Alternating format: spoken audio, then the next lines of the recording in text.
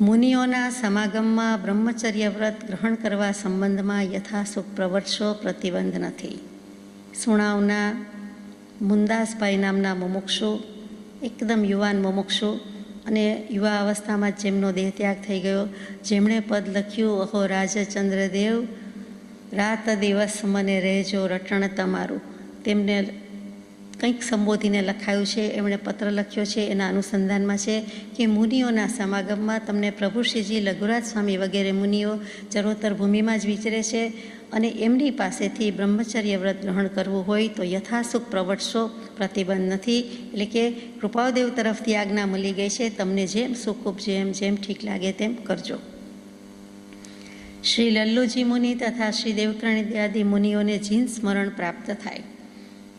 અહીંયા જીન સ્મરણ કયા છે કે રાગ દ્વેષને જીતી ચૂક્યા છે તેવા તીર્થંકર દેવ કે કોઈ પણ જીન છે તેનું સ્મરણ પ્રાપ્ત થાય. મોટે ભાગે કૃપાદેવ આત્મસ્મરણ પ્રાપ્ત થાય એવું લખે અથવા બીજું જુદું જુદું ઘણું લખ્યું છે, પણ અહીંયા મુનિ છે એને શાસનની ધુરા સોંપાયેલી છે. ચતુર્વિધ સંઘ સાધુ સાધ્વી શ્રાવક શ્રાવિકાનો સ્થપાયો હોય. તીર્થંકર દેવના શાસનમાં ચતુર્વિધ સંઘ કે તીર્થ કહેવાય અને આ મુનિશ્રીને પત્ર લખાય છે.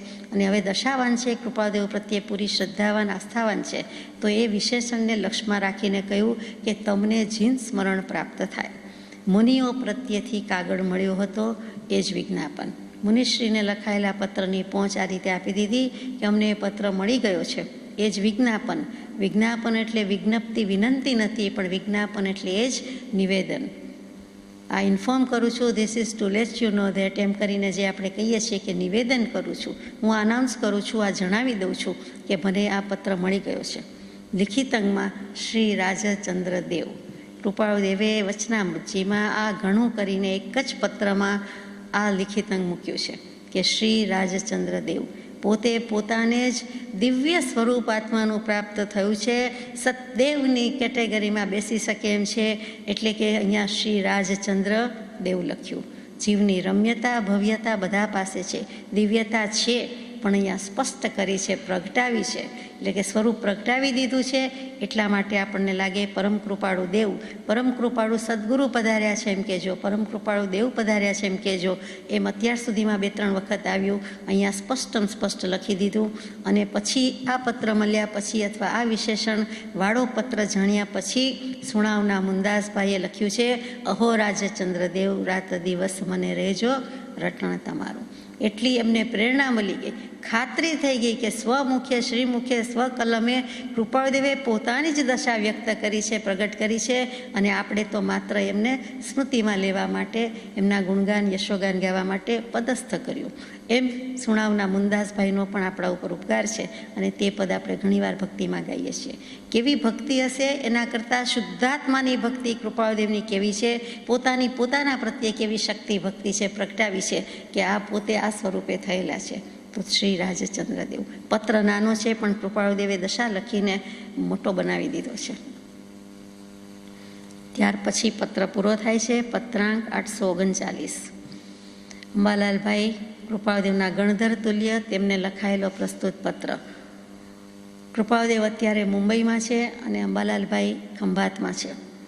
શ્રી અંબાલાલભાઈ લાલચંદભાઈને લખાયેલા પત્રમાં મુંબઈ અષાઢ સુદ 11 ગુરુ વિક્રમ સંવત 1954 તારીખ 7/7/1898 રોજ લખાયેલો પત્ર છે. અપાર મહામોહજળને અનંત અંતરાય છતાં ધીર રહી જે પુરુષો તર્યા તે શ્રી પુરુષ ભગવાનને નમસ્કાર. કૃપાળદેવ તો ખરું લખે, પુરુષ ભગવાનને લખે. ભગવાન આત્મા કહીએ છીએ તેમ આત્મા ભગવાનને નમસ્કાર કહ્યું છે. દરેક આત્મા ભગવાન છે અને દરેક ભગવાન આત્મા છે. એવી રીતે અહીંયા દરેકને કહ્યું તે પુરુષ. શું કામ પુરુષ ભગવાન કહ્યો? તો કે પુરુ વત્તા શી, પુરુ કહેતા શ્રેષ્ઠ, પુરુ કહેતા નગરી પણ થાય. તો પુરુ એટલે શ્રેષ્ઠ કહીએ તો શ્રેષ્ઠમાં શ્રેષ્ઠ એવી જ્ઞાન ચેતના છે અને એનો જે સ્વામી થયો છે, એમાં જ જે શયન કરે છે, એનો જ જે માલિક છે, એનો જ જે અધિકારી છે, તે કોણ? તો કે તે આત્મા. એટલે કે જ્ઞાનને પામ્યો છે તે આત્મા, એટલે જ્ઞાની છે. એટલે જે પુરુષ તર્યા છે તે પુરુષ ભગવાનને નમસ્કાર છે. જ્ઞાન પ્રાપ્ત થઈ ગયું, સંપૂર્ણ જ્ઞાન પ્રાપ્ત થયું તો તે પુરુષ ભગવાન કહીએ છીએ. થોડું જ્ઞાન થયું, સમ્યક દૃષ્ટિ થઈ, તો પણ આપણે તેને ભગવાન સમાન કહીએ છીએ. તો અહીંયા પણ તે પુરુષ ભગવાનને કહેતા ઉત્તમ જ્ઞાન ચેતનાના સ્વામીને શુદ્ધ ચૈતન્ય સ્વામી કહીએ છીએ. દરરોજ દેવંદનમાં બોલીએ, ઘણા પદમાં બોલીએ, એમનેમ બોલતા નથી. એ શુદ્ધ ચેતનાનો સ્વામી છે. સંસારી જીવ છે તે જ્ઞાન ચેતના, કર્મફળ ચેતના અને કર્મ ચેતના, એમાં કર્મ ચેતના અને કર્મફળ ચેતનાના સ્વામી છે. જ્યારે આ પુરુષો છે, જ્ઞાની પુરુષ છે, પરમાત્મા કોટીના છે, પરમાત્મા છે, તે શુદ્ધ જ્ઞાન ચેતનાના સ્વામી છે. સમ્યક દૃષ્ટિને પણ શુદ્ધ જ્ઞાન ચેતનાનો સ્વામી કયો જાય છે, કેમ કે એ અંશે પરમાત્મા જ છે. તો આ પરમાત્મા તો એથી ક્યાંય આગળ છે, અને એવા કૃપાળુદેવ બીજા પરમાત્મા જે બધા થઈ ગયા આજ સુધીમાં, તે પુરુષ ભગવાનને નમસ્કાર કરે છે. કેવા વિશેષણથી કરે છે? અપાર મહામોહજળને અનંત અંતરાય. આ કાળમાં વિઘ્ન કેટલા આવે છે આપણે જાણીએ છીએ. મુનિને તો 22 પરિસ જ પીડે, પણ ગૃહસ્થને તો અગણિત એની કેડે રહેલા છે, એમ બ્રહ્મચારીજી પ્રજ્ઞાબોધમાં ગવડાવે છે. તો એને તો વાતે વાતે અને કોઈ પણ પ્રકારે કાંઈ ને કાંઈ વિઘ્ન અંતરાય વચ્ચે જ જીવવા રહેવાનું છે. અને જ્ઞાની તો જ્ઞાન દશા વડે કાપી શકે છે, અજ્ઞાની સંસારી કાપી શકતા નથી. એટલે અપાર મહામોહજળ. અપાર દરિયો કયો છે? તો કે સ્વયંભૂ રમણ સમુદ્ર છેલ્લો છે. જે આ લોકમાં છેલ્લામાં છેલ્લો દ્વીપ કયો, સમુદ્ર કયો? તે સ્વયંભૂ રમણ સમુદ્ર. એ મોહરૂપી સ્વયંભૂ રમણ સમુદ્ર, એટલે અપૂર્વ અવસરમાં પણ મોહ સ્વયંભૂ રમણ સમુદ્ર તરી કરી કીધું. એવા સંસાર, એવા પેલા દરિયાના જળ તો ઉલેચાય, કંઈક શોધ થાય, વિજ્ઞાન આગળ વધે અને કંઈક કરી શકે. પણ આ જે સંસારનો દરિયો કે ભવરૂપી દરિયો છે, એમાં મહામોહરૂપી જળ છે. એ મોહને તો કોણ ઉલેચી શકે? તો કે અમારો મોહ ને અમારું અજ્ઞાન, અમારો મારો. પદ્મનંદી આલોચનામાં કૃપાળુદેવને સંબોધીને આપણે ગાઈએ છીએ કે આ મોહને અજ્ઞાનથી મુકાવનારા આપ છો. વળી આગળ કહીએ છીએ કે મોહ અમારો મારો. જીવે જાતે કરવાનું છે, પણ સદગુરુદેવનું ઉત્કૃષ્ટ નિમિત્ત હોય તો ઉત્કૃષ્ટ પુરુષાર્થ થઈ શકે છે. તો અપાર મહામોહજળને અનંત અંતરાય, લોક પ્રમાણ અંતરાય રહેલા છે. આ લોકમાં અસંખ્યાત પ્રદેશ રહેલા છે, આત્માને પણ અસંખ્યાત પ્રદેશ રહેલા છે. તો એટલા અપાર અંતરાય છે, અનંત અંતરાય છે. અને અસંખ્યાત પ્રદેશી આત્મદ્રવ્ય એમાં ધીર રહી શકે છે. જે પુરુષો ધીર રહીને તર્યા છે, તે શ્રી પુરુષ ભગવાનને નમસ્કાર ગયા છે. અધીર શું? તો આપણે તો સામાન્ય રીતે વ્યવહારમાં કહી દઈએ કે ધીર ગંભીર છે.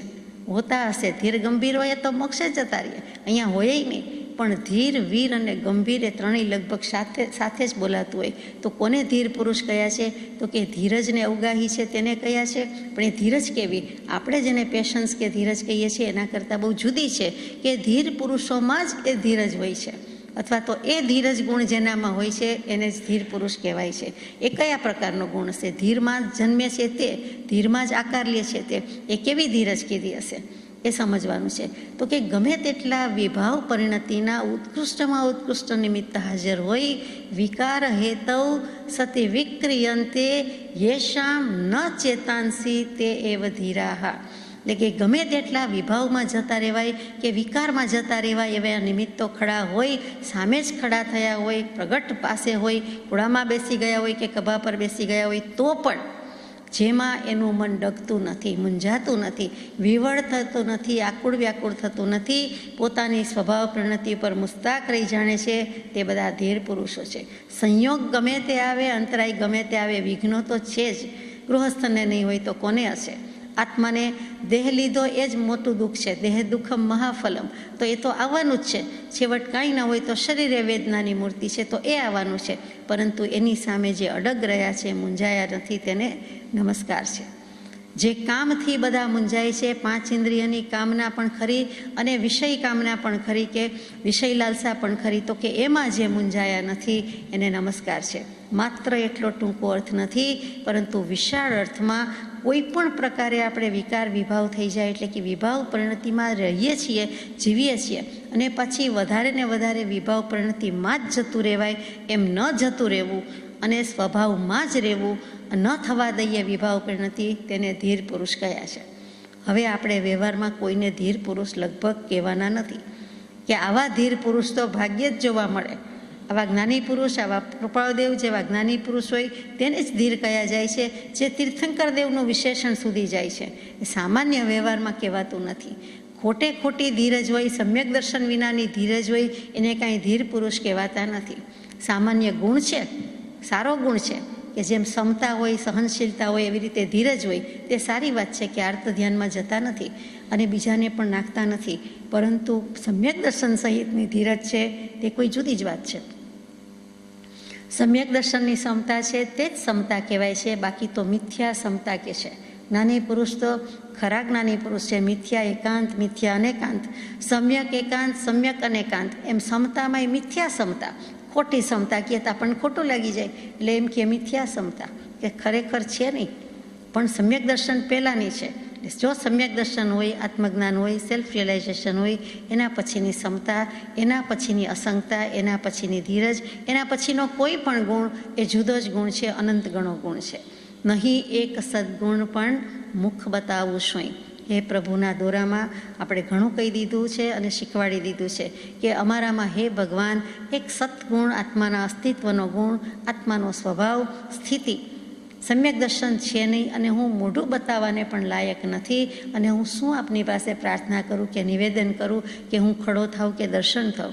એટલે કે એવો જે ક્ષોભ વર્તે છે એ જે કેવો છે એ ભાવ કયો છે. એટલે ગરીબડાપણું, લાચારીપણું અથવા પામરતા વેદાય એટલા માટે કહ્યું છે. એ જ આત્માને આગળ શ્રી લગાડે છે કૃપાદેવ. એનામાં અનંત ચતુષ્ટય પ્રગટાવવાની શક્તિ પૂરેપૂરી છે, પડેલી જ છે. સામર્થ્ય છે, વાપરતો નથી, વાપરતા આવડતું નથી અથવા વાપરવાની ખબર નથી. ઘણી શક્તિ છે, એ છલોછલ છે, પણ વિભાવમાં વપરાઈ જાય છે, છલકાઈ જાય છે. એ વિભાવમાં ન જવા દઈએ તો અનંત ગુણથી, અનંત સામર્થ્યથી, અનંત સમૃદ્ધિથી પરિપૂર્ણ આપણો આત્મા છે જ. એટલે અહીંયા આટલું જ કહેવું છે કે એવા જે પુરુષો ધીરવાન થઈ ગયા છે એ ધીરવીર ગંભીર કહીએ, મહાવીર સ્વામીને કહીએ, બીજા કૃપાળદેવને કહીએ, આ કાળના કૃપાળદેવ, આ કાળના મહાવીર, એ બધા ધીર પુરુષો છે. આગળ જઈએ. અનંતકાળથી જે જ્ઞાન ભવહેતુ થતું હતું તે જ્ઞાનને એક સમય માત્રમાં જાત્યાંતર કરી જેણે ભવ નિવૃત્તિ રૂપ કર્યું તે કલ્યાણમૂર્તિ સમ્યક દર્શનને નમસ્કાર. અનંતકાળથી આપણે જ્ઞાન વિનાના છીએ એમ તો નથી. જ્ઞાની ન હોઈએ બને, પણ જ્ઞાન વિનાના નથી. નિગોદના જીવને અક્ષરના અનંતમાં ભાગે ઉઘાડ હોય, ક્ષયોક્ષમ હોય, તો પછી આપણને તો એના કરતાં વધારે મતિ જ્ઞાન ને શ્રુત જ્ઞાન છે. પણ એ જ્ઞાન જ્ઞાન કહેવાતું નથી. શું કામ? તો કે સમ્યક દર્શન નથી ત્યાં સુધી એ જ્ઞાન અજ્ઞાન કહેવાય છે અથવા કુજ્ઞાન કહેવાય છે, ખોટું અથવા ખરાબ જ્ઞાન કહેવાય છે. સાચું સારું બનાવેલી વસ્તુ છે, પણ એમાં મૂળ વસ્તુ જ ન હોય તો આપણે કહીએ કે જાતો છે જ પણ તમને નહીં ફાવે ભાવે, એ મોડી છે અથવા તો બહુ ગળી છે, મોઢું બગડી જશે, અતિશય ગળી છે. તો વસ્તુ તો છે કાં બિલકુલ નથી. વસ્તુ ચા એ જ બની છે, પણ અંદર વસ્તુ કંઈ નાખવાની હતી એમાં કંઈક ફરક પડી ગયો છે. અહીંયા આત્મા તો બધા છે, જ્ઞાન લઈને આવેલા છે, જ્ઞાન સ્વભાવી છીએ, પરંતુ એવી કોઈક દશા કે કળા કે કંઈક ખૂટે છે. એ મિસિંગ ફેક્ટર શું છે? તો કે સમ્યક દર્શન છે. એ સમ્યક દર્શન નથી તો એ ખાંડેય નથી ને ગોળેય નથી ને સ્વાદિલીય નથી. એ બેસ્વાદ વસ્તુ છે. એ બગડી ગયેલો આત્મા છે, એટલે કે સુધર્યો નથી. એટલે કે જે કાંઈ છે તે વસ્તુ બગડી ગયેલી, વાસી, કોહવાઈ ગયેલી જેમ કહીએ છીએ, અને હાથમાં લેવાનું ગમતું નથી, ઘરમાં રાખવાનું ગમતું નથી, ફેંકી દેવા યોગ્ય છે અને વહેલામાં વહેલી તકે નિકાલ નિરાકરણ કરીએ છીએ. એવું જ આપણું છે કે મિથ્યાત્વના દળિયા લઈને બેઠા હોય. શું કામ? મિથ્યાત્વના હોજમાં જ નાતા હોય. શું કામ? એની જ મોજ કરતા હોય. શું કામ? ભગવાન કહે છે કે એમાંથી નીકળી જવાનું છે. આજ સુધી કર્યું, હજી થાક્યા નથી, હવે જોઈતું નથી, આ ડિસ્કાર્ડ કરવા જેવું છે, આ ફેંકી દેવા જેવું છે. આનંદઘનજી મહારાજ તો એમ કે મિથ્યામતી અપરાધણ કાઢી, મોકાણ છે અને કાણ કાઢો એમ કીધું છે. જીન ભગવાનના સ્તવનમાં, મલ્લીનાથ ભગવાનના સ્તવનમાં કહી દીધું કે આ બધા તો અવગુણ છે, આ બધી નક્કામો છે, કચરો છે. આત્મા જૂનો કે નવો? આ ભવે આટલા વર્ષનો બાકી અનાદિકાળના. તો એમાં વાસી શું ને તાજું શું ને જૂનું શું ને નવું શું? એમ જુઓ તો વાસી જ છે, અનાદિકાળથી રખડીએ છીએ. જે સમયે આ સમય માત્રમાં આપણને સમ્યક દર્શન થઈ જાય તે સમયે કહેવાય કે અમે હવે ફ્રેશ, નવા, તાજા, સ્ફૂર્તિલા, ઉપયોગ હોવા છતાં ઉપયોગ વિનાની રીતે વર્તતા હતા, હવે ઉપયોગપૂર્વક એટલે કે આત્મ ઉપયોગપૂર્વક પ્રવર્તન કરી શકીએ તેમ છીએ. અબ હમ અમર ભયે ન મરેંગે, અબ હમ અમર ભયે ન મરેંગે. યા કારણ મિથ્યાત્વ દિયોત જ ક્યું કર દેહ ધરેંગે અબ હમ અમર ભય ન મરેંગે. હવે કૃપાળદેવ મળ્યા પછી, સત્પુરુષના બોધ મળ્યા પછી અને આપણને એના પ્રત્યે અંશ માત્ર પણ રુચિ હોવા પછી આપણે હવે સમ્યક દર્શન વિનાના જવાય? પૂછે છે ભગવાન, કહે છે આપણને કે અનંતકાળથી જે જ્ઞાન ભવ હેતુ થતું હતું, આ જ્ઞાન તો હતું પણ હજી ભવ જ ઊભા રહ્યા, સંસારમાં જન્મ જ લીધા કરવો પડ્યો. તો હવે એવું શું કરીએ કે જેથી કરીને ભવ નિવૃત્તિરૂપ થઈ જાય, સંસાર રહે જ નહીં, ટકે જ નહીં? તો કે ભવ નિવારણ કરવું હોય, ભવ નિવૃત્તિ કરવી હોય, આંટા ઊંધા ફેરવવાના છે તો મિથ્યાત્વમાંથી સમ્યક દર્શન લેવાનું છે. એ કરાવનાર કોણ છે? તો કે સમ્યક દર્શન છે. કલ્યાણ મૂર્તિ સમ્યક દર્શન કીધું. એ તત્વને, એ પદાર્થને, એ દશાને કૃપાળદેવે નમસ્કાર કર્યા છે. તો જેનામાં તે છે એને તો કેવા નમસ્કાર કરીએ? અગણિત કરીએ, અનંત કરીએ, સમય ના કરીએ. આ જે સમયમાં, એક જ સમયમાં જે કંઈ થાય છે તે થાય છે. ચડે છે તો એ એક જ સમયમાં, પડે છે તો પણ એક જ સમયમાં. સમ્યક દર્શન પણ એક સમયમાં થાય, કેવલ જ્ઞાન પણ એક સમયમાં થાય. એની પહેલાંનો પુરુષાર્થ અનાદિકાળનો છે, અનંતકાળનો છે, અત્યાર સુધીનો છે. તો પ્રશ્ન ફરીથી પૂછું કે મન થાય કે સમ્યક દર્શન એવું શું છે કે જેની આટલી બધી મહત્તા છે? વાત જ્ઞાની પુરુષોએ તે જ કીધી છે. સમ્યક દર્શન વિના મોક્ષે ન જવાય. બીજા બધા ઉપાય કરીએ, લાખ પ્રયત્ન કરીએ, કહો તે કરીએ, તો સમ્યક દર્શન વિના મોક્ષે ન જવાય. સમ્યક દર્શન હોવું જ જોઈએ. એમાં આપણને શીખવાડી દીધું છે કે એકડા વિનાના મીંડા, એટલે એકડો કરવો જ પડે, પછી કરાય. પણ કોઈકને એમ થતું હશે, બોલે નહીં, કહે નહીં, પણ આપણા મનમાં તો થાય કે સમ્યક દર્શન વિના શું બીજું બધું કરીએ તો મોક્ષે ન જવાય? ન જ જવાય એમ કહે છે. શું કામ ન જવાય? તો કે સમ્યક દર્શનનું મહાત્મ્ય બતાવે છે. સમ્યક દર્શન ખરેખર તો કોને કહેવાય? એવું શું એનામાં છે કે એનું એટલું મહત્વ છે? મિથ્યાત્વની ઘણી બધી વાત કરીએ છીએ, તો સમ્યક દર્શન શું છે? તો કે સોમવારે બાબુલનાથ ટેકરી પર જવાનું, મંગળવારે ક્યાંક સિદ્ધિવિનાયક જવાનું, બુધવારે એથી પણ ક્યાંક બીજે જવાનું, માહિમના ચર્ચમાં જવાનું, ગુરુવારે જલારામ બાપા પાસે અથવા સાંઈ બાબા પાસે જવાનું, શુક્રવારે સંતોષીમા પાસે જવાનું, શનિવારે પવનપુત્ર હનુમાનજી પાસે જવાનું, રવિવારે આજ્ઞેલ દેવ પાસે જવાનું. તો આમાં સમ્યક દર્શન છે? સમ્યક દર્શનથી વિરુદ્ધ છે. આપણે શબ્દ બોલવો નથી, ખાલી જગ્યા પૂરો. એનાથી વિરુદ્ધ છે, એનાથી વિપરીત છે. એ ઊંધે રસ્તે લઈ જાય છે, અવળે માર્ગે લઈ જાય છે. એ ઈષ્ટદેવ કે ઈષ્ટદેવી માન્યા હોય તો પણ વિચારવા જેવું છે. મંગળવારે મુંબઈ જેનું નામ પડ્યું તે મુંબા દેવી પાસે જાય. આ બધું જ વાર પ્રમાણે ગોઠવી દીધા હોય. આમાં તો બધા સમાતાય નથી, વાર 7 જ છે. અને દેવદેવી વગેરે તો અસંખ્યાત છે. સંખ્યાત તો છે જ, તો એમાં પાર આવતો નથી. એ બધું છે તે સમ્યક દર્શન નથી. સતદેવ, સદગુરુ, સદ્ધર્મની શ્રદ્ધા તે સમ્યક દર્શન છે. સાચા દેવનું ઓળખાણ, સાચા ગુરુનું ઓળખાણ, સાચા ધર્મનું ઓળખાણ તે સમ્યક દર્શન છે.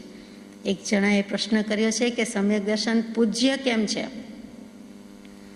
કૃપાળદેવ પાસે જુદી રીતે કરેલો છે, પણ શાસ્ત્રોમાં આ રીતે કરેલો છે. તો સમાધાન કહે છે કે સમ્યક દર્શનથી જ્ઞાનમાં સમીચીનતા આવે છે અને ચારિત્ર જ્ઞાનપૂર્વક થાય છે. સર્વાર્થ સિદ્ધિ જે તત્વાર્થ સૂત્રની ટીકા લખી પૂજ્યપાદ સ્વામી એમાં મૂકેલું છે કે સમ્યક દર્શનને આટલું પૂજ્ય કેમ કહેવામાં આવે છે? તો કે સમ્યક દર્શનથી જ્ઞાનમાં સમીચીનતા આવે છે. અને પાછું જે કાંઈ ચારિત્ર કે આચરણ થાય છે તે સમ્યક જ્ઞાનપૂર્વક થાય છે, સમ્યક દર્શનપૂર્વક થાય છે, માટે તેનું મહાત્મ્ય છે. પછી બીજા એક શાસ્ત્રમાં જ્ઞાનાર્ણવમાં જે ભર્તૃહરિજીના મોટાભાઈ શુભચંદ્રાચાર્યજી એમણે લખ્યું કે હે ભવ્યો, તમે સમ્યક દર્શન રૂપી અમૃતને જ સેવો, એનું જ પાન કરો. શું કામ? એ અતુલ સુખનું નિધાન છે. એની સાથે તત્તુલ્ય, એની સાથે સરખાવી શકાય એવું બીજું એકેય સુખ નથી. આત્માનું સુખ, મોક્ષનું સુખ કે સમ્યક દર્શન વખતનું સુખ કે આત્મ અનુભવનું સુખ એ બીજા કોઈ સાથે ઉપમા આપી શકાય એવું જ નથી. મોક્ષમાળામાં પાઠ પણ આવી ગયો છે. સમસ્ત કલ્યાણનું બીજ હોય તો સમ્યક દર્શન છે. સંસાર સાગર તરવાને માટે સફરી જહાજ હોય તો સમ્યક દર્શન છે. અને ભવ્ય જીવ જ તેનું પાત્ર છે, તેમાં બેસી શકે છે. આ પાપ વૃક્ષને કાપવા માટે ઉહાડો છે, પુણ્ય તીર્થોમાં પ્રધાન છે અને વિષથી જે મિથ્યા દર્શન છે તેને જીતનારું છે. ટૂંકમાં સમ્યક દર્શન વિના કાંઈ નથી. અને છેલ્લે કહી દે છે બીજા એક શાસ્ત્રમાં પદ્મનંદી મુનિ પદ્મનંદી પંચવિંશતિમાં કે હે સમ્યક દર્શન તું જયવંત વર્તે, એટલે કે સમ્યક દર્શન જયવંત વર્તો કે જેના વિના મતિ પણ કુમતિ છે અને ચારિત્ર પણ કુચારિત્ર છે.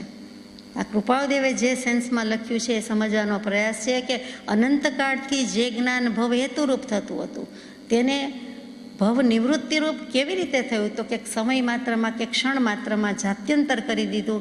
તે કલ્યાણમૂર્તિ સમ્યક દર્શનને નમસ્કાર. રત્નકરણ શ્રાવકાચાર્ય સમંત ભદ્રાચાર્યજીએ વર્ષો પહેલાં લખ્યું, 3 કાળમાં અને 3 લોકમાં સમ્યક દર્શન જેવું કોઈ શ્રેય નથી અને મિથ્યાત્વ સમૂહ કોઈ પ્રેય નથી. આ શ્રેય અને પ્રેયનું સ્વરૂપ કે સંવાદ પ્રજ્ઞાબોધમાં મૂક્યો છે એ શાસ્ત્રનો સાર છે કે શ્રેય અને પ્રેય કરવા યોગ્ય ન કરવા યોગ્ય, સાચું ખોટું, શુભ અશુભ, હેય અને ઉપાદેય. તો એમાં શું છે તો વિવેક કરી નાખ્યો કે 3 કાળમાં પણ એના જેવું કોઈ ઉત્તમ નથી, 3 લોકમાં પણ એના જેવું કોઈ ઉત્તમ નથી. ચક્રવર્તીની સમસ્ત સંપત્તિ કરતાં પણ જેનો એક સમય મૂલ્યવાન એવો આત્મા, અને એમાં જો સમ્યક દર્શન પ્રાપ્ત કર્યું એ સમયને કેવો મૂલ્યવાન કેવો, કે 3 કાળમાં કે 3 લોકમાં અરે અનાદિકાળમાં એ નહોતું કર્યું એ હવે કરવાનું છે, એવું આ સમ્યક દર્શન છે. એથી આગળ કહીએ કે ગોમટસાર જેવા જીવકાંડ ને કર્મકાંડ જેવા કર્ણાનુયોગનું શાસ્ત્ર નેમિચંદ્ર સિદ્ધાંત ચક્રવર્તી ભગવાન લખે કે સમ્યક દર્શનના સાહચર્ય વિના કોઈ જીવની સંવર કે નિર્જરા થઈ શકતી નથી. આ ધ્રુવ અટળ અચળ સનાતન નિયમ છે. આપણને એમ થાય કે તપ કરીને કર્મ ખપાવી દેશું તો સમ્યક દર્શન વિનાનું તપ બાળ તપ છે, અજ્ઞાન તપ છે. એટલે સમ્યક દર્શનની મહત્તા એટલી બધી છે, માટે તપ ન કરવું એમ નથી. આપણે ક્યાં છીએ, આપણું શરીર ઇન્દ્રિય કેટલી વશમાં રાખી શકીએ છીએ, કેટલી ભૂખ સહન કરી શકીએ છીએ વગેરે વગેરે માટે ન કરવું એમ નથી. પરીક્ષા તો આપવાની છે, આપણે આપણી જાતને તાવવાની છે, ચકાસવાની છે, તપાવવાની છે, પરંતુ ત્યાં સુધીનું તપ બાળ તપ અને અજ્ઞાન તપ છે. તપથી નિર્જરા થાય છે એમ સૂત્ર છે, તપસા નિર્જરા ચ, પણ સમ્યક દર્શન વિનાનું કે પહેલાંનું તપ એકડા પહેલાંના મીંડા છે, એટલામાં આપણે સમજી જઈએ. ખોટું ન લાગે એટલે ખોટું તપ છે એમ નથી કીધું, પણ અજ્ઞાન તપ કીધું, અને એથી પણ ખોટું લાગતું હોય તો બાળ તપ કીધું છે કે બાળકો કર્યા કરે, અણસમજણ છે તો કર્યા કરે, એમ કરીને આપણને બાળકો કહી દીધા છે. તો ફરીથી કે એના વિના સંવર કે નિર્જરા થઈ શકતી નથી.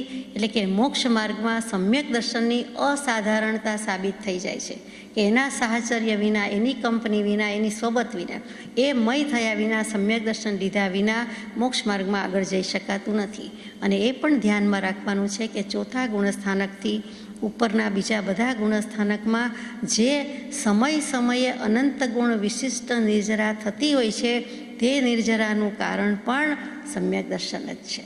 એ સમ્યક દર્શન ન હોય તો જે 10 બોલે કાર્તિકેય અનુપ્રેક્ષામાં કાર્તિકેય સ્વામીએ સુંદર રીતે મૂકેલી છે, બીજા પણ શાસ્ત્રોમાં હશે ઓફકોર્સ, અને એ નિર્જરા આપણે કોઈ વખત વચનામૃતજીમાં લીધી છે ક્રમમાં, પત્રમાં, વ્યાખ્યાનસારમાં. તો એવી નિર્જરાનું મૂળ શું, તો કે મૂળ રૂટ સમ્યક દર્શન હતું છે તો એ નિર્જરા થાય છે, બાકી થઈ શકતી નથી. જે સમયે જીવને આત્માનુભવ છે ત્યારે એને સંવર તત્વ છે, નિર્જરા તત્વ છે, મોક્ષ તત્વ છે. અને જીવ પોતે તો છે જ એટલે જીવ તત્વ છે. પોતે આત્મા છે, જીવ છે એટલે એ ખરું. અને તે વખતે મુક્ત ભાવ છે, આત્મ સ્વભાવ છે, મોક્ષ સ્વભાવ છે, એટલે નવો કોઈ કર્મબંધ થતો નથી. અને જે કોઈ કર્મ છે તેની નિર્જરા થાય છે અને આવતા કર્મોને અટકાવે છે. એટલે સંવર તત્વ, નિર્જરા તત્વ અને એની સાથે જીવ તત્વ, મોક્ષ તત્વ, આ 4 તત્વો ત્યાં મોજૂદ છે. ક્યારે આત્માનો અનુભવ થાય છે ત્યારે, એટલે કે નિશ્ચય સમ્યક દર્શન થતી વખતની આ વાત છે. સમ્યક દર્શનના અસ્તિત્વમાં જ સમ્યક જ્ઞાન હોય છે અને સમ્યક ચારિત્ર હોય છે. અમૃતચંદ્ર સૂરી પુરુષાર્થ સિદ્ધિ ઉપાય લખ્યું, એમાં મૂકી દીધું છે કે જ્યારે સમ્યક દર્શન છે ત્યારે આપણે રાહ જોવાની છે કે હવે સમ્યક જ્ઞાન ક્યારે થાય ને પછી સમ્યક ચારિત્ર ક્યારે થાય, એમ નથી. જે વખતે દર્શન સમ્યક થયું તે જ વખતે જ્ઞાન પણ સમ્યક થઈ ગયું. અનંતકાળથી જે જ્ઞાન બહુ હેતુ થતું હતું તે ક્ષણ માત્રમાં જાત્યંતર થયું. એટલે તરત જ જે અજ્ઞાન હતું જાણેલું હતું જ, પણ એ અજ્ઞાન કહેવાતું હતું, કુજ્ઞાન કહેવાતું હતું, એ સમ્યક થઈને રહી ગયું. એટલે કે તરત જ બાજી પલટાઈ ગઈ. સીધો હાથ હોય તો કિંમત છે, હથેળી કહેવાય છે. ઊંધા હાથની કિંમત નથી, એને કંઈ હથેળી કોઈ કહેતું નથી, એને ઊંધો હાથ કહે છે. પછી એમ કે સવડો કરો, અવડાનો સવડો કરો, તો હથેળી કહેવાય. હથેળીમાં મોક્ષ બતાવ્યો છે. એવી જ વાત અહીંયા આવે છે કે સમ્યક દર્શન છે તે જ સમયે જ્ઞાન સમ્યક થઈ ગયું, તે જ સમયે સ્વરૂપાચરણ ચારિત્ર થઈ ગયું, શરૂ થઈ ગયું, સ્થિતિ થઈ ગઈ, ટકી ગયા. એટલે કે એક છે એમાં બધું આવી ગયું. આપણે કહીએ 10માં 1 આવી ગયું, તો આપણે કહીએ હા 1 તો આવ્યું જ, પણ 2 થી 9 પણ આવી ગયા, કેમ કે સંખ્યા 10 બોલ્યા. તો સમ્યક દર્શન 1 બોલતા અહીંયા 10 આવી ગયું, એમ કહેવું છે કે 1માં બધું આવી ગયું. 1 છે તે અનંત છે, અનંત છે તે 1 છે. ટૂંકમાં આપણે એટલું જ વિચારવાનું છે કે સમ્યક દર્શન હોય તો બધું જ છે, સમ્યક દર્શન નથી તો કાંઈ નથી. સમ્યક દર્શન વગરના જીવને ગમે તેટલા વ્રત નિયમ કરે, ગમે તેટલા સાધુપણું લઈને 28 મૂળ ગુણ કે 27 ગુણ ગઈએ તેનું પાલન કરે, 84 લાખ ઉત્તર ગુણ છે એનું પાલન કરે, 18,000 શીલનો રથ કહીએ છીએ એ 18,000 પ્રકારે ચારિત્ર પાડે, 22 પરિસરનો જીતણહાર થાય, 12, 13, 17, 70 પ્રકારનું ચારિત્ર પાડે, 12 પ્રકારના તપ કરે, 6 આવશ્યકના કરનારા હોય, ગમે તેટલું ધ્યાન ધરે, ગમે તેટલું અધ્યયન કરે, 14 પૂર્વ ભણી જાય તો પણ, મુખપાઠ હોય તો પણ સમ્યક દર્શન વિનાનું નકામું, કામનું નહીં. એટલે કે એકડા વિનાનું જ કહી દીધું છે. અને આ જીવ કે આપણે બધા અનંતકાળમાં શું આ બધું નથી કરી ચૂક્યા? તો કૃપાદેવ કહે છે એટલે માન્ય કરીએ, આપણને યાદ હોય ન હોય તો, કે અનંતકાળમાં અનંતિવાર જીન દીક્ષા, એકવાર અમુક વાર નહીં, અનંતિવાર કીધું, અનેક વાર પણ નહીં, અનંતવાર આચાર્યપણું કર્યું. અને તેમ છતાં આત્માને જ ઓળખ્યો નહીં ને આત્માની શંકા કરે, આપણે ગાથા ગાવા સાંભળવાનો અવસર આવે, આપણે ન કરી શક્યા તો કાંઈ નહીં, પણ હવે આપણા હાથમાં બાજી છે. તો આગળ જઈએ કે તું નહીં તો કુછ ભી નહીં, સમ્યક દર્શન નથી તો કાંઈ નથી. કૃપાદેવ જેવા કૃપાદેવ વચનામૃતજીમાં લખે કે હે સમ્યક દર્શન, અત્યાર સુધી ત્યારું ક્યાં રહેવું ગુપ્ત થયું હતું, અને પછી લખ્યું કે સર્વ ગુણાંશ તે સમ્યક્ત્વ. તો અત્યાર સુધી ક્યાં હતું, કેમ નહોતું મારી પાસે, અથવા તો પૂર્વભવોમાં ક્યારે હતું, કેટલા અંશે હતું, હવે તારું આવવું થયું, એમ કરીને વધામણા કરે છે અને વેલકમ કરે છે, સ્વાગત કરે છે, પણ આવી રીતે કરે છે. આગળ જઈએ કે અનંતકાળથી જે જ્ઞાન ભવ થતું હતું તે જ્ઞાનને એક સમય માત્રમાં, સમય તો આપણી ગણતરીમાં આવતોય નથી, કેમ કે એક સમય વર્તી ઉપયોગ નથી. એટલે કે આંખનો પલકારો મારે છે, એક જ વખત બ્લિંક થાય છે, પલકારો મારે છે, ત્યાં અસંખ્યાત સમય વયા જાય છે. તો એક સમય એટલે શું, કાંઈ કહેતાય આવડે નહીં એવું છે. તો સમજવાની વાત છે આ તો, કે એવા એક સમયમાં જાત્યંતર કર્યું. હવે પ્રશ્ન આવ્યો કે જાત્યંતર શું? જાત્યંતર કોને કહેવાય? જાતિ અને અંતર, એટલે કે ભેદ પાડી દીધો અને જાત્યંતર કરી દીધું. આપણે કહીએ જાતિ કોને કહીએ છીએ? સામાન્ય રીતે જાતિ કે એટલે આપણને વાણિયા, બ્રાહ્મણ, પટેલ એમ પેલું યાદ આવે. બીજું શાસ્ત્રોમાં જાતિ કે એટલે એકેન્દ્રિય, બેઇન્દ્રિય, તેઇન્દ્રિય, ચૌરેન્દ્રિય, પંચેન્દ્રિય, એ પણ જાતિ કહેવાય, એ યાદ આવે. પછી કોઈક વખત વળી પેટા જ્ઞાતિ ખબર પડે તો એમાં આવે કે આ વાણિયામાં પણ આટલા બધા પ્રકાર હોય કે 84 જ્ઞાતિ હોય કે વગેરે વગેરે, નવનાથ હોય, આમ છે તેમ છે. ટૂંકમાં એ જાતિ એ બંનેની વાત જુદી છે. સ્ત્રી પુરુષ નપુંસક કહીએ એ પણ આપણે જાતિ કે પર્યાય કહીએ છીએ તે, એ બધી જાતિમાં જાત્યંતર કરી નાખ્યું. એટલે શું? તો કે જાતિ બદલાઈ ગઈ, જ્ઞાત બદલાઈ ગઈ. એટલે જાતિ, પાંતિ, જ્ઞાતિ, નાત, જાત બધા ભેદ પલટાઈ ગયા. એક બાજુ મિથ્યાત્વની પંગતમાં બેઠા હતા તો એમાંથી સમ્યક દર્શન થાય તો ઉઠીને તેમાં ભળી ગયો. કૃપાળદેવ લખે છે હાથ નોંધમાં તેમ, સમ્યક દૃષ્ટિની પંગતમાં ગયા. નાત બદલાઈ ગઈ, આપણી ભાત બદલાઈ ગઈ, કુળ બદલાઈ ગયું. તો કે કુળને મૂળ તો આત્મા છે, એમાં શું બદલાય? તો કે વંશને કુળ બદલાઈ ગયું, પણ મૂળ બદલાતું નથી. મૂળમાં મૂળ્યું તો ઉપયોગ હતો, આત્મા હતા, ચેતન થયા હતા તો હતું, તો મોક્ષ થાય છે. બાકી કોનો થાય છે? જળનો થોડો થાય છે. સારું થયું કે આપણે ચેતન થયા, કે ચેતન છીએ, જળ તો થયા નથી, જીવ તો થયા છીએ. તો કે જીવ છે, આત્મા છે, એટલે એનું સ્વભાવ સ્વરૂપ એની પાસે જ છે, એનો ઉપયોગ એની પાસે જ છે, અને તેણે જ પલટાવવાનું છે. તો નાત ભાત બદલાઈ ગઈ. જાત્યંતર એટલે બીજું કાંઈ નહીં, મિથ્યાત્વની પંગતમાંથી, અથવા તો અત્યંત અનાદિકાળથી જે પંગતમાં હતો એટલે મિથ્યાત્વી જ કેવું છે, ખોટી રીતમાં, ખોટી જાતમાં કે લાઇનમાં બેસી ગયો તો આપણે તરત કહીએ કે આટલી બધી લાઇનમાં ઊભો હતો અને પછી કહે કે ઓહો તમારો વારો આવ્યો, લાખ નંબર હતો, કરોડ નંબર, અબજમો નંબર, કે કાંઈ નંબર જ નહોતો અને છતાં લાઇન જ ખોટી હતી તો કેવું દુઃખ થાય. અરે 2 જણા આગળ ઊભા હોઈને આપણને લાઇનમાં ઊભા હોઈને કહે ખોટી લાઇનમાં છો, ખોટી ક્યુમાં ઊભા છો, તોય દુઃખ લાગે છે. તો અહીંયા ભગવાન એ જ કહે છે ખોટી લાઇનમાં ઊભા છીએ, ખોટામાં ગયા છીએ અને હવે ખોટાને ખોટું માનવાનું છે, બીજું તો કાંઈ અમે કહેતા નથી. ભગવાન એમ જ કહે છે કૃપાદેવ કે જે છે તે સમ્યક દર્શન શું છે? તો સીધી વાત છે કે જેમ છે તેમ માનવું, તેનું નામ સમ્યક દર્શન. આત્માને આત્મા માનો, દેહને દેહ માનો, નિત્યને નિત્ય માનવો, અનિત્યને અનિત્ય માનવું, સ્વને સ્વ માનવું, પરને પર માનવું. પોતાનું નથી એના પર માલિકી હક જમાવો નહીં, અને પોતાનું છે આત્મા જ પોતાનો છે, એનું સ્વરૂપ સ્વભાવ જ પોતાનો છે, બીજું કાંઈ જગતમાં પોતાનું નથી. પોતે જે રૂપે છે આત્મા, એનું જ નિરંતર વિસ્મરણ થતું ચાલ્યું આવે છે. એ કરવાનું નથી. વાત તો કેટલી સીધી છે કે જેમ છે તેમ માનવાનું છે, એઝ ઇટ ઇઝ ને એનો સ્વીકાર કરવાનો છે. આપણને કહે કે આને પુસ્તક જ કહેવાય ને, આને ઘડિયાળ જ કહેવાય ને, આને કેમેરા જ કહેવાય ને, આને પેન જ કહેવાય ને, પેન્સિલ કહેવાય, તો એમાં આપણે કેટલો સ્વીકાર કરીએ કે સાચી વાત છે, એમ જ છે. કેમ કે એક કોન્સેપ્ટ જાણ્યો છે અને સ્વીકાર્યો છે, માન્ય કર્યો છે. તો પછી હવે આત્માને દેહમાં પણ પ્રગટ લક્ષણે ભાન કૃપાદેવ કરાવે છે, જે મસીને મ્યાન કહી દે છે. તો આપણને ખબર જ છે કે જળના લક્ષણ જુદા છે, ચેતનની રીતે લક્ષણ છે. તો જળ ચેતન જુદા જ છે, દેહ આત્મા જુદા જ છે, તો સાથે શું કામ માનીએ છીએ એ સમજાતું નથી. એટલે અહીંયા જાત્યંતર એટલે જેમ છે તેમ જ માનવું, આત્માને આત્મા, દેહને દેહ, અને એ બાજી પલટાવી નાખે છે. અને અહીંયા બાજી કરતાં પણ જાતિ પલટાવી દીધી.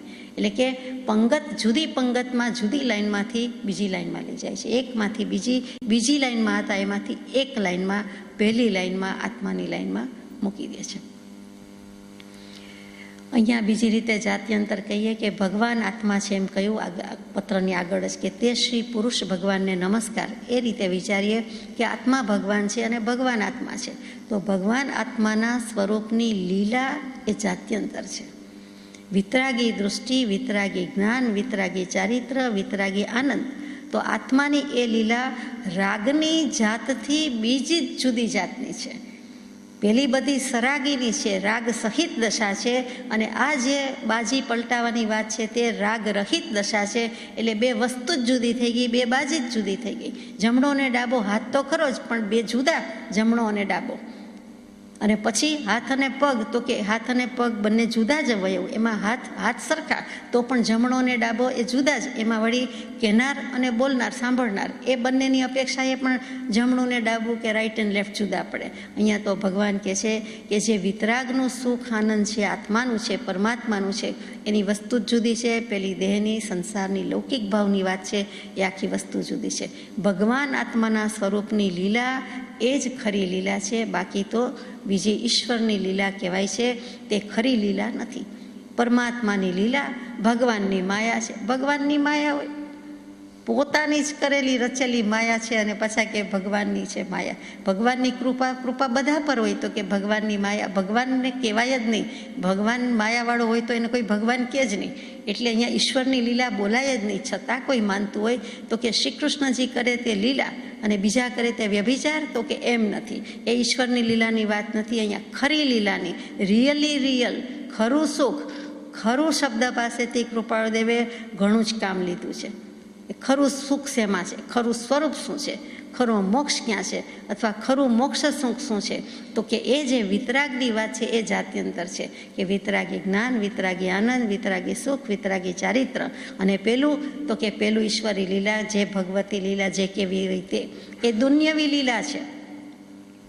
આ રચના કોણે કરી? ભગવાને કરી. તો એ દુન્યવી લીલા છે. એના સ્વરૂપની લીલા એ કોઈ દિવસ એ હોઈ શકતી નથી. એટલે કે એ ઈશ્વરી જ લીલા છે, સાવ સાચી લીલા, ખરી લીલા, ભગવાન આત્માની લીલા, એના સ્વરૂપની લીલા છે. અને સ્વરૂપની લીલા એટલે બીજું કંઈ નથી પણ સ્વ આશ્રિત દશા, એનું નામ જાત્યંતર છે. આ સ્વના આશ્રયે થાય છે. સમ્યક દર્શન બોધ બીજ કે કંઈ પડીકી આપે છે, દવા આપે છે, એવી રીતે પડીકીથી થતું નથી કે કોઈ ચમત્કારિક પડીકી છે કે દવા છે, ટેબ્લેટ છે, એમ થતું નથી, પરંતુ પોતાના આશ્રયે થાય છે. એ પણ એટલું જ વિચારવાનું છે. સદગુરુદેવ નિમિત્ત નથી, સદગુરુ ઉત્કૃષ્ટ નિમિત્ત છે, એની ના નથી. નિમિત્ત વિના ઉપાદાન એકલું કાંઈ કરી શકતું પણ નથી, અને નિમિત્ત પણ એકલું ઉપાદાન વિના કાંઈ કરી શકતું નથી. તો નિમિત્ત જરૂર છે, પરંતુ થાય છે પોતાના આશ્રય, પોતાના આશ્રયે. પોતે કોના આશ્રયે કરે છે? તો કે શુદ્ધાત્માના આશ્રયે જ, એના જ અવલંબને એ સમ્યક દર્શન કરી શકે છે. માટે કહીએ છીએ કે અનન્ય શરણના આશ્રયદાતા પરમ કૃપાળુ પ્રગટ સદા. અનન્ય શરણના આપનાર એવા શ્રી સદગુરુદેવને અત્યંત ભક્તિથી નમસ્કાર. એ નિમિત્ત તરીકે એમની બિલકુલ ઉપેક્ષા નથી, એમને નમસ્કાર છે. પરંતુ સાથે સાથે થાય છે ક્યાં? તો આપણે જે મોટે ભાગે સાંભળીએ છીએ તેમ કે તો કાળ પાકે ત્યારે થાય ને, અમારો હજી સમય પાક્યો નથી. કાળ લબ્ધિ પાકે ત્યારે સમ્યક દર્શન થાય. આ સામાન્યપણે લગભગ કહેવાતું, બોલાતું, સંભળાતું, વંચાતું વાક્ય છે. અને પાછું એમ કહીએ કે શાસ્ત્રની એને માન્યતા છે, એટલે કે શાસ્ત્ર સમર્થન આપે છે. શાસ્ત્ર સમર્થન આપતા નથી, શાસ્ત્રમાં તો છે જ, આપણે એને સાચી કે ખોટી રીતે સમર્થન આપીએ છીએ, પુષ્ટિ આપીએ છીએ.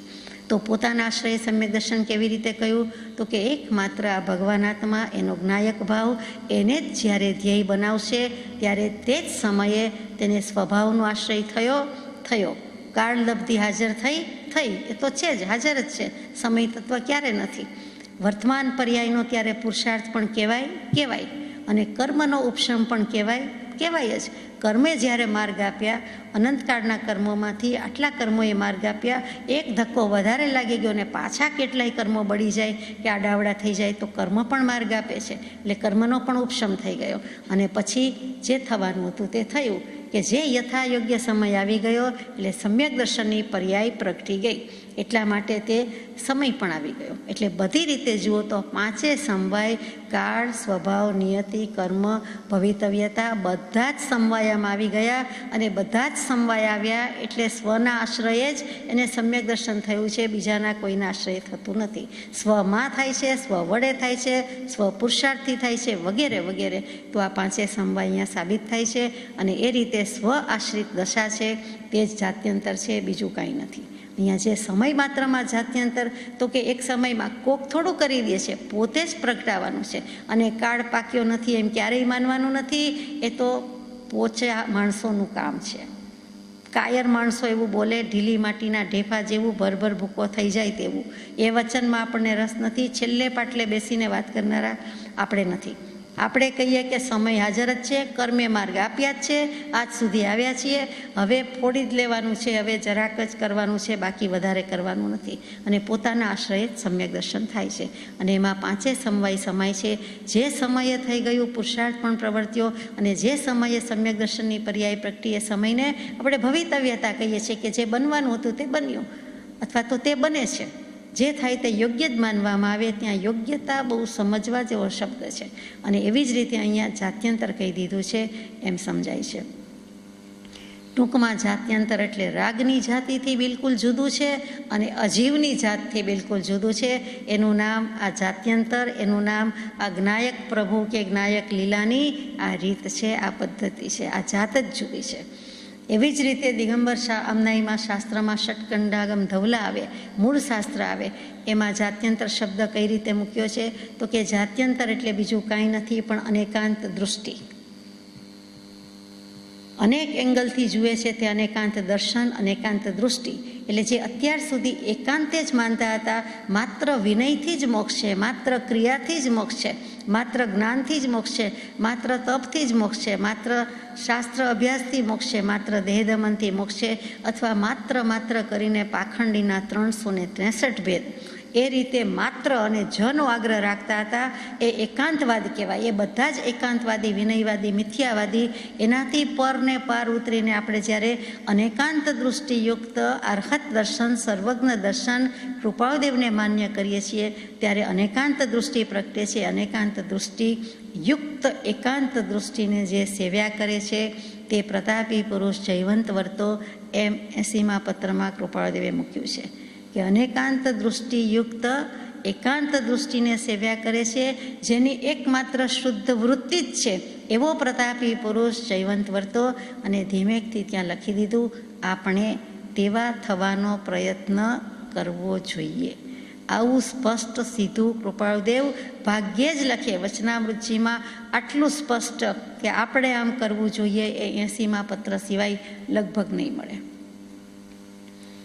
અને એ જે દશાઓ કઈ છે તે કૃપાળુદેવની પોતાની તો છે, પણ સાથે સાથે તીર્થંકર દેવ કે એથી પણ આગળ તો કાંઈ કહેવાનું છે નહીં. તો કે કેવલ જ્ઞાની ભગવંત બધાની જે દશા છે તે દશા મૂકી છે કે આવું આપણે કરવાનું છે. અને એ પુરુષો આવી રીતે રહે છે. આ 5 વસ્તુ એમની પાસે છે એમ કરીને પત્ર પૂરો કર્યો છે. નિરાબાધપણે જેની મનોવૃત્તિ વયા કરે છે, સંકલ્પ વિકલ્પની જેને મંદતા થઈ છે, ક્લેશના કારણો જેણે નિર્મૂળ કર્યા છે, અને પછી આવે કે અનેકાંત દૃષ્ટિયુક્ત એકાંત દૃષ્ટિને સેવ્યા કરે છે.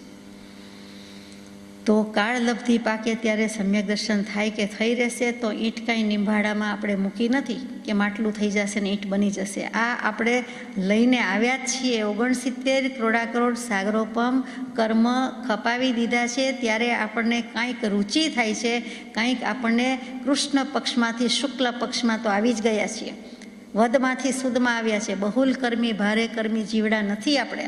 તો અહીં સુધી આવ્યા પછી ભગવાન કહે છે કે આટલું જ લીલાનું સ્વરૂપ આત્માની વાત સમજીને આગળ જવાનું છે. આગળ જઈએ પત્રમાં કે સમ્યક દર્શનથી બધું થાય છે, માટે કલ્યાણ મૂર્તિ કીધા. મૂર્તિમાન મોક્ષ તે સત્પુરુષ છે. અને એ શું કામ સત્પુરુષ કહેવાય? કોઈ પણ સત્પુરુષ શું કામ કહેવાય? તો કે 91મા પત્રમાં તે પવિત્ર દર્શન થયા પછી ગમે તે હોય પણ હવે 16 ભવ નથી, સંસાર જગતની મોહિની નથી. અને એની બલિહારી શું છે? કૃપા કોની છે? તો કે સત સ્વરૂપ દર્શિતાની બલિહારી છે. સમદર્શિતા નહીં, સત સ્વરૂપ દર્શિતા, એટલે કે સતનું સ્વરૂપ પ્રગટ થયું, સમ્યક દર્શનની બલિહારી છે. માટે હવે કોઈ પણ જીવને 16 ભવ નથી. જો સમ્યક દર્શન થયું તો વધુમાં વધુ 15 ભવે મોક્ષે ચાલ્યો જાય.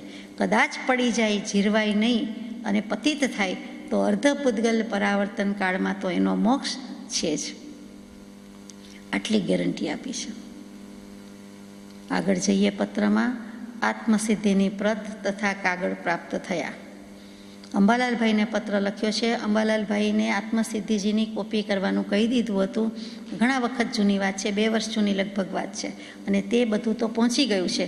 પછી પણ કાંઈ બીજી કોપી કરવાનું કહ્યું છે. એટલે એ પ્રત અને કાગળ પ્રાપ્ત થયા, પહોંચ આપી દીધી. અંબાલાલભાઈને ક્યાંક ક્યાંક અફસોસ કે ખેદ વર્તતો હતો કે કૃપાળુદેવની આજ્ઞા હતી અને મેં આત્મસિદ્ધિજીમાં કોઈ અર્થ લખ્યો અથવા તો કોઈ શબ્દ ફેર કર્યો અથવા તો જે કાંઈ કહ્યો તે શબ્દાંતર કરવાનું કીધું હશે કે તમને શું સૂઝે છે તે લખશો કે તમને કેમ લાગે છે તે કરશો. અંબાલાલભાઈએ આજ્ઞા હોવાથી યત્કિંચિત 1-2 જગ્યાએ કદાચ કંઈ કર્યું પણ હોય અને પછી આજ્ઞા હોવાથી કર્યું હોવા છતાં ક્ષોભ પણ વર્તે છે, ખેદ પણ વર્તે છે કે મારે વળી એમાં શું સુધારવાનું હોય કે કાંઈ લખવાનું હોય કે રસવાઈ દીર્ઘઈ કે કાંઈ આડું અવડું કરવાનું હોય. તો કે એ કાગળ પ્રાપ્ત થયો છે, પણ આત્મસિદ્ધિની પ્રત વિશે આ કાગળમાં તમે જે વિગત લખી છે તે સંબંધી હાલ વિકલ્પ કર્તવ્ય નથી. તમને મનમાં આવો વિકલ્પ થયા કરે છે તે કરવા જેવો નથી. તે વિશે નિર્વિક્ષેપ રહેવું. સામાન્ય રીતે બધા જીવને મળ, વિક્ષેપ અને પ્રમાદ 3 મોટા દોષ છે. કામ, માન અને ઉતાવળ, અને આ બાજુ મળ, વિક્ષેપ અને આવરણ. તો કે અહીંયા તમે વિક્ષેપ દોષ કાઢી નાખજો, એટલે કે વિક્ષેપ રાખતા જ નહીં, તમે ડિસ્ટર્બ થતા જ નહીં, તમે તમારી જાતને આત્માને ક્યાંય ખલેલ પહોંચાડશો જ નહીં. ઉપયોગ તમારો જેમ છે તેમ રાખજો, અમને એવો કોઈ બાદ નથી, એ આશયનું કહેવું છે. કેમ કે આગળ પાછળના પત્રો વાંચતા વિચારતા એવું સમજાય છે કે એવો પત્ર કૃપાળદેવે લખ્યો પણ છે, ડિટેલ્સમાં લખેલો છે અંબાલાલભાઈને કે તમારે ત્યાં જ્યાં કહ્યું હતું ત્યાં ફેરફાર કરવામાં કંઈ વાંધો નહોતો, જરૂરી છે. એટલે એનો કોઈ વિકલ્પ કરશો નહીં. વળી અંબાલાલભાઈને એમ થયું હોય કે આ કોપી કહ્યું હોય તો જ મોકલું, પછી જ મોકલું, અથવા મને કહ્યું હોય તો જ બીજાને અપાય, અથવા તો આને આપવાનું નથી, એવી બધી કેટલીક વાત હોય, એ પણ એમને ખેદ વર્તે છે. એક બાજુથી આજ્ઞા સમજવાની છે, એ બહુ મોટી વાત છે, અને એ પ્રમાણે આચરણ કરવાનું છે. બીજી બાજુથી એમ પણ વિકલ્પ ખેદ રહ્યા કરે કે આ આમ કરીશ તો આમ, આ તેમ કરીશ તો તેમ. તો કૃપાળુદેવ કહે છે કે અમે કહ્યું છે એમ આવી ગયું, તમે સમજો જ છો અને તમે નિર્વિક્ષેપ રહેશો. જો ઠપકો આપવાનો હોય તો ઠપકો પણ આપી દે. હાથનોંધના પાના અંબાલાલભાઈને ઉતારવા આપ્યા હશે, પછી કોઈકે માંગ્યા છે. એ પત્રો જ્યારે આવશે ત્યારે ફરિયાદ કરે છે કૃપાળુદેવને કે મેં અંબાલાલભાઈને કહ્યું છે પણ મને મોકલતા નથી, આપતા નથી. તો કૃપાળુદેવે પણ એક વખત કહી દીધું કે અંબાલાલભાઈને એનો મોહ લાગ્યો છે અથવા તો એની માયા લાગી છે. મોહ શબ્દ છે કે એમાં એને મારાપણું આવી ગયું છે, એમ પણ છે. એ પણ પ્રમાદનો પ્રકાર છે. એટલે હું કહીશ, હું લખીશ, પછી જણાવશે, મોકલશે.